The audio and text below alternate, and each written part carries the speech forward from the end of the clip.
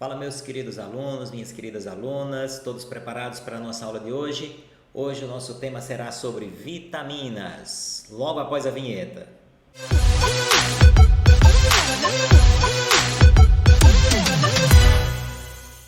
Fala pessoal, sejam bem-vindos. Hoje nós vamos estar abordando vitaminas e eu gostaria já de convidar vocês para a gente começar fazendo uma referência às vitaminas como compostos orgânicos que atuam como micronutrientes indispensáveis ao funcionamento do nosso corpo.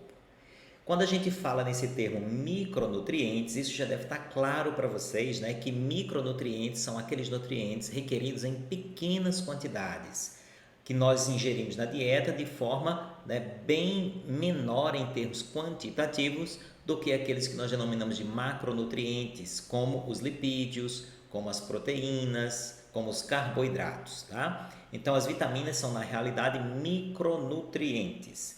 Em geral, elas atuam como coenzima, tá? Elas atuam dentro do nosso ambiente celular como ativadores enzimáticos que nós denominamos de coenzimas, tá? Ou muitas vezes também atuam como precursores de enzimas, o que dá a essas vitaminas um papel importantíssimo na estrutura, né, funcional de nossas células. Como os lipídios, as vitaminas não têm uma identidade química única, ou seja, elas pertencem a várias categorias químicas, tá? Podendo ter, em certos momentos, ser de origem alcoólica, de origem lipídica, tá? Então, ela varia quanto à categoria química a qual ela pertence. Em geral, elas são produzidas pelos vegetais, por bactérias ou fungos unicelulares, como o caso das leveduras, tá? E ingeridas através da dieta por nós, né, que somos animais consumidores dessas vitaminas. A gente requer isso através da nossa dieta. Algumas vitaminas apresentam um importante papel antioxidante e isso é de fundamental importância para que se mantenha a integridade de algumas moléculas, principalmente, tá, DNA e RNA, ok? Um ponto importante para a gente falar agora, antes de avançar um pouco mais a respeito das vitaminas, é a respeito da nossa microbiota intestinal. Fica bem atento com isso, né? Ela é composta por bactérias simbiontes com o nosso trato digestório, que apresentam, né, essas bactérias apresentam a capacidade de sintetizar importantes enzimas para o nosso corpo, para o funcionamento das nossas células, né? Na nossa microbiota, nós encontramos, né, as bactérias capazes de produzir vitamina K, vitamina B12, ácido fólico, tá? E um outro papel que a gente tem que destacar para essas bactérias, né, que compõem a chamada microbiota intestinal, é o papel de competidora com bactérias patogênicas.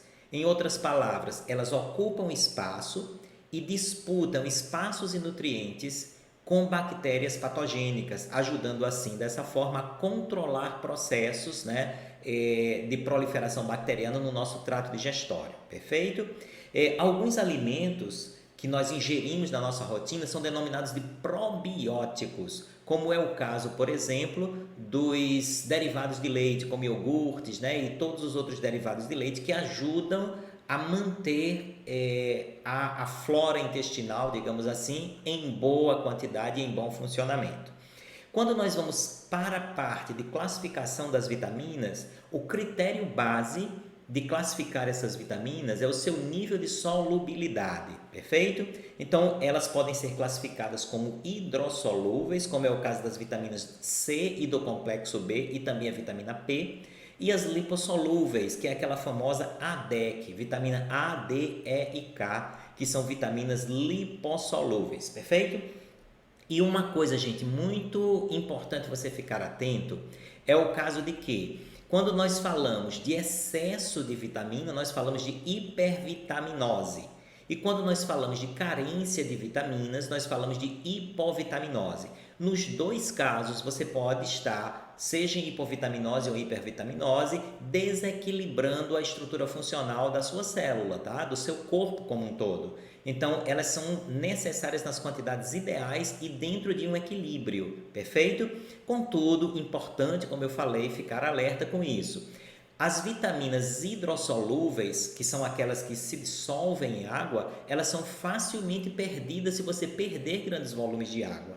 Já as vitaminas lipossolúveis, que são aquelas que se dissolvem em gorduras, elas são mais difíceis de você perder porque elas conseguem se armazenar em nossas gorduras corporais, ok? Então entenda bem, quais são desses dois grupos, vitamina hidrossolúvel e vitamina lipossolúvel, aquela que você tem maior facilidade em perder? Obviamente, as hidrossolúveis. Então, é mais fácil de você entrar num quadro de hipovitaminose de vitaminas hidrossolúveis, assim como é mais fácil você entrar num quadro de hipervitaminose pelo consumo excessivo de vitaminas lipossolúveis. Compreendido isso?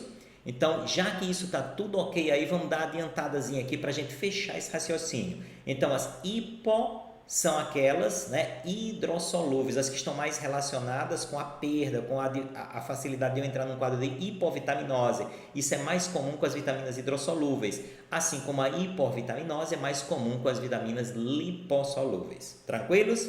E quem são essas vitaminas hidrossolúveis? Vamos começar falando sobre a mais famosa de todas, né, que é a vitamina C, que está presente em geral em frutos cítricos, tá? Ela tem importantes papéis dentro do organismo, né, dentro do ambiente celular. Um deles é estimular a formação de colágeno e também atuar como um potente antioxidante, né, além de estar relacionado de forma direta com a produção de anticorpos. Então, percebe uma coisa, por essa razão, né, por ela estar envolvida na produção de colágeno, é o que ocorre, por exemplo, num processo pós-cirúrgico, num processo de cicatrização, é comum se prescrever o consumo de vitamina C nesse período. Por quê? Porque ela vai estimular a produção de colágeno, tá? Assim como também, né, o fato dela estar envolvida na produção de anticorpos faz com que essa vitamina auxilie no tratamento, por exemplo, de infecções gripais, que a gente vai melhorar a nossa resposta imune para controlar a proliferação deste vírus, perfeito? A sua carência, a carência da vitamina C, está relacionada a uma doença conhecida como escorbuto, que é aquela doença que se caracteriza pelo sangramento gengival e muito comumente a perda de dentes, tá? Então, afecções bucais são comuns nesse quadro de escorbuto, perfeito? Quando a gente fala da vitamina P, também conhecida como bioflavina, essa vitamina ela atua no controle da permeabilidade dos vasos capilares, tá? Então é uma vitamina que está presente em frutas cítricas, em vinhos, chocolates, tá? Então é uma vitamina que pode ser adquirida na dieta através do consumo desses tipos de alimentos. E ainda dentro desse tópico de hidrossolúveis, vamos falar agora sobre as vitaminas do complexo B, tá? Ela envolve um conjunto de vitaminas que atuam normalmente como coenzimas nos processos de respiração celular, ou seja, está ligado diretamente com o metabolismo energético. É importante então a gente ficar atento a isso, perfeito? Suas carências podem causar, em geral, dermatites, que são afecções de pele, tá? E neurites, que são processos inflamatórios que normalmente ocorrem nos nervos, tá bom? Então, olha só, a ação das vitaminas do complexo B. A B1, também chamada de tiamina, participa da formação da acetilcoenzima A ou acetil-CoA. Lembra dela? A acetil-CoA ocorre, né, como um dos componentes importantes dentro do ciclo de Krebs. Então, portanto, está diretamente relacionada com a questão de produção de energia pelas células. A B12, também chamada de riboflavina, vitamina B2, chamada de riboflavina, atua na formação do FAD. E o que seria esse FAD, pessoal? FAD é um carreador de hidrogênios e elétrons que trabalha dentro do processo de transporte de elétrons na cadeia respiratória. É um carreador temporário de hidrogênios e elétrons, tá? A vitamina B3, também chamada de PP, né, conhecida como niacinamida, ela é um componente, tá, do NAD e do NADP, que também são carreadores de hidrogênios e elétrons temporários que trabalham no processo de respiração celular. Quando a gente vai analisar a vitamina B5, também conhecida como ácido pantotênico, ela se relaciona diretamente com a produção da acetilcoenzima A, assim como a B1. Veja que elas trabalham diretamente, né, dentro do processo aí, de formação desse acetil-CoA. A vitamina B6, conhecida como piridoxina, atua no metabolismo dos aminoácidos lá no fígado, na construção desses aminoácidos, na metabolização desses aminoácidos. A vitamina B8 ou vitamina H, chamada também de biotina, está relacionada com fatores de crescimento celular. São importantes para regular o processo de crescimento celular. Quando a gente fala da vitamina B9 ou ácido fólico, né, ela atua na síntese de DNA e RNA, está envolvida com a síntese desses dois componentes importantes, dessas duas importantes moléculas, que são DNA e RNA, também com a produção de hemácias, além de regular, né, o sistema nervoso central, de atuar em processos que regulam o sistema nervoso central. Então, observe, né, que a vitamina B12, também chamada de cobalamina, trabalha na formação de bases nitrogenadas e na produção de hemácias. Por isso que comumente a gente vê a relação da vitamina B12 com quadros, por exemplo, de anemia. Tá? Então, observa que este complexo enzimático, esse complexo de vitaminas, esse conjunto de vitaminas exerce importantes papéis, na maioria das vezes, como nós falamos no início, agregada a enzimas, trabalhando como coenzimas, como importantes chaves para o funcionamento das enzimas que atuam nestes processos que acabamos de citar. Tá? Aqui um quadro resumindo, né, a vitamina, a resultante da sua carência e a fonte nutricional. Então, veja que a vitamina B1 está relacionada com a doença chamada de beriberi e a sua principal fonte nutricional são folhas verdes, arroz integral e miúdos de carne. O que nós chamamos de miúdo de carne? Seriam fígado, rim, né? aquele que normalmente a gente classifica como miúdos de carne. A vitamina B2 está relacionada com inflamação da região da boca e língua, tá?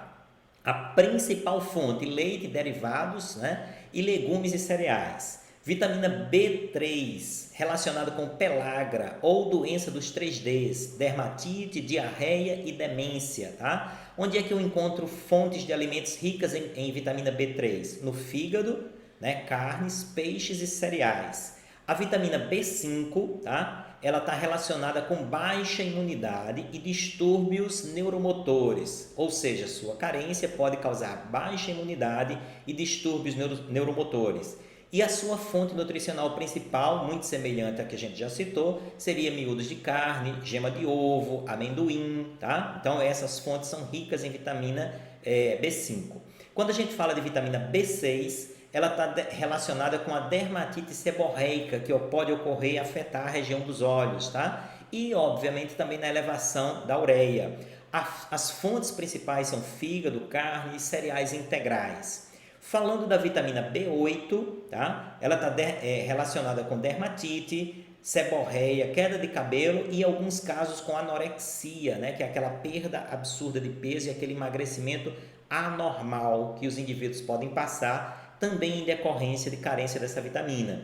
E a fonte de reposição seria miúdos de carne, gema de ovo, amendoim, como já citamos também no caso da vitamina B5. Tá? A vitamina B9, tá? Ela tem relação com anemia, lesões gastrointestinais e com a questão da espinha bífida, que é aquela falha no fechamento do tubo neural durante o desenvolvimento embrionário que faz o bebezinho nascer com a espinha bífida, tá? Então, essa pode ser também por carência de vitamina B9 ou ácido fólico. Por isso, é tão importante a reposição dessa vitamina do ácido fólico durante a gestação, ok? E as fontes, né, boas dessa vitamina são fígados, vegetais e folhas verdes em geral, tá? E a vitamina B12, ela tem relação com a anemia perniciosa, tá? Fonte de reposição pela dieta, carnes, fígados e rim, tá? E esses alimentos também chamados aí de miúdos, como a gente já citou. Então, estas são as vitaminas do complexo B, suas carências e as suas principais fontes de dieta, tá bom? Falando agora das vitaminas lipossolúveis, vamos começar pela vitamina A, né, que atua na formação ou produção de pigmentos visuais e é importante para o crescimento ósseo e a integridade dos tecidos epiteliais. Ela participa da formação de uma importante substância necessária à perfeita visão, que a gente chama de rodopsina. Tá? Esta rodopsina é um pigmento visual que fica lá trabalhando a nível de cones e bastonetes. Ela é obtida apenas de fontes animais, né, como peixe, fígado e leites, tá certo? Seus precursores ocorrem no vegetal, mas a vitamina em si é obtida através da ingestão de fontes animais. Falando um pouquinho sobre a vitamina E, conhecida também como tocoferol, né, ela atua como um importante antioxidante, né, evitando lesões oxidativas em outros componentes da célula, em moléculas importantes da célula, ok? É encontrada em alimentos como ovos, fígado, peixes, né? E é obtida apenas em fontes animais, como peixe, fígado e leite, a exemplo do que nós falamos para a vitamina A, tá? Sua carência pode causar ressecamento da pele e esterilidade masculina. Perfeito até aí, gente? Vamos mais adiante falar da vitamina D, também conhecida como calciferol.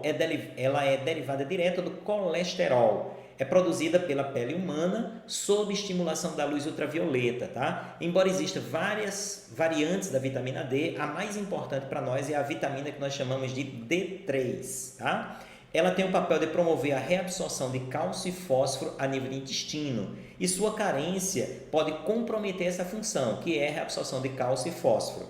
Em adultos, a carência também pode gerar o que a gente chama de osteomalácia, tá? Que é uma fragilidade óssea, podendo levar a riscos de fraturas, né? De importantes fraturas por deficiência no metabolismo do cálcio em decorrência da baixa disponibilidade da vitamina.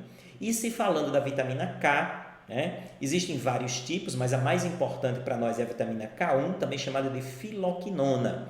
Ela é encontrada em verduras e outros alimentos vegetais, e atua principalmente na coagulação sanguínea. A sua carência, então, pode levar a quadros hemorrágicos, a quadros de hemorragia, beleza? E para a gente fixar um pouco sobre isso que nós acabamos de tratar, vamos dar uma olhadazinha aqui nessa questão. Enem 2012, tá? O armazenamento de certas vitaminas no organismo apresenta grande dependência de solubilidade. Por exemplo, vitaminas hidrossolúveis devem ser incluídas na dieta diariamente, tá? Enquanto vitaminas lipossolúveis são armazenadas em quantidades suficientes para evitar doenças causadas pela sua carência. A seguir são apresentadas as estruturas químicas de 5 vitaminas necessárias ao organismo. Então acompanhe essas estruturas aqui, as imagens das moléculas dessas vitaminas. E vem a pergunta: dentre as vitaminas apresentadas na figura, aquela que necessita maior suplementação diária é...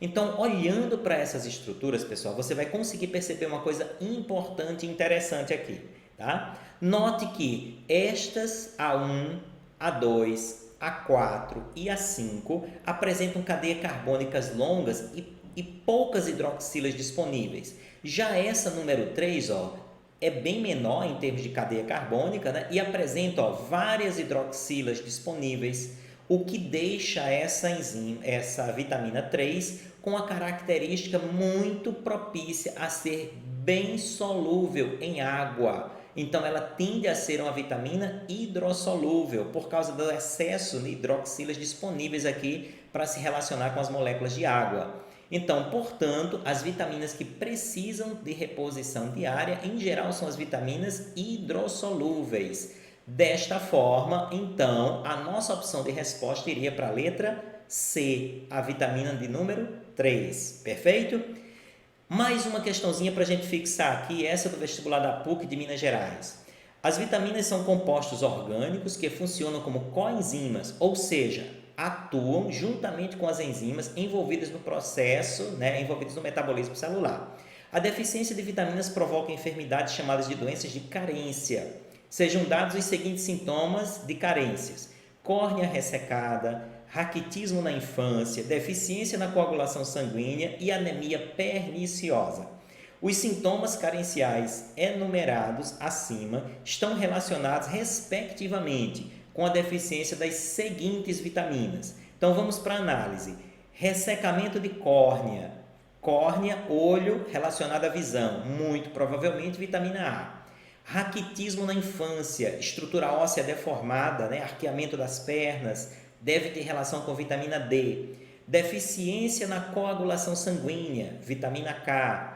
Anemia perniciosa, vitamina B12. Então, pela ordem, a resposta mais adequada a essa questão deve estar na letra C, vitaminas A, D, E, vitamina A, D, K e B12. Perfeito? Então, por hoje, nós vamos ficando por aqui, tá? Nos veremos em breve para mais uma etapa aí de estudos dentro desse componente aí da bioquímica que nós estamos estudando, que são os compostos orgânicos. Um forte abraço e até breve.